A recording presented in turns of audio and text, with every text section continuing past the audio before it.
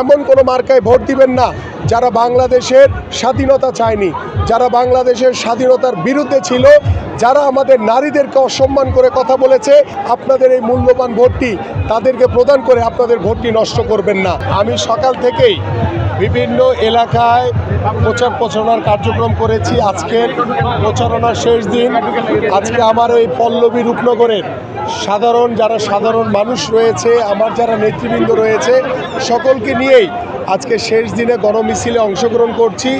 এবং আমরা দীর্ঘ এই কয়দিন সাধারণ মানুষের যে স্বতঃস্ফূর্ত ভালোবাসা সহযোগিতা পেয়েছি, আমি এবং আমার দল বাংলাদেশ জাতীয়তাবাদী দল বিএনপি আমরা শতভাগ আশাবাদী। এবং আমার সাথে আজকে আমার সাথে যারা সাধারণ মিছিলে যারা অংশগ্রহণ করছে, সাধারণ ভোটাররা, তাদের কাছ থেকে আমি যে ভালোবাসা পেয়েছি, আমি শতভাগ আশাবাদী আগামী 12ই ফেব্রুয়ারি ত্রয়োদশ জাতীয় সংসদ নির্বাচনে ঢাকা 16 আসন থেকে বিপুল ভোটে আমার এলাকার সাধারণ মানুষ ভোট দিয়ে আমাকে জয়যুক্ত করবে ইনশাআল্লাহ।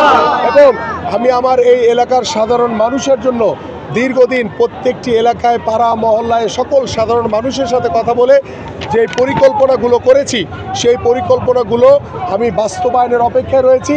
আগামী 12ই ফেব্রুয়ারি ইনশাআল্লাহ আমার এলাকার সাধারণ মানুষের ভোটে নির্বাচিত হলে ইনশাআল্লাহ আমরা এই প্রত্যেকটি পরিকল্পনা অক্ষরে অক্ষরে আমি বাস্তবায়ন করব ইনশাআল্লাহ। এবং আমি আপনাদের মাধ্যমে আমি আমার সাধারণ ভোটারদেরকে আহ্বান করব যে ভোট হচ্ছে আপনার নাগরিক অধিকার। আপনারা ভোটটি আপনাদের যে পছন্দের মার্কা ধানের শীষ মার্কায় ভোট দিয়ে আমাকে জয়যুক্ত করবেন।